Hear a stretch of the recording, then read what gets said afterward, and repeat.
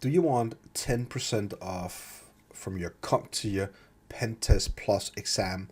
Well, if you want that, this is the video you want to watch.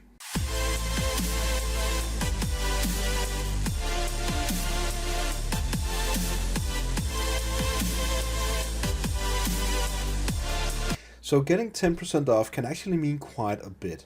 It's quite easy to get that actually, and the great thing is that you also get a lot of training. So what you're gonna go ahead and do is to, well, create a TryHackMe profile and go to learning path and complete the learning path called CompTIA PenTest Plus. When you've done that, you actually get the training to try and complete this certification, and you also get 10% off your exam.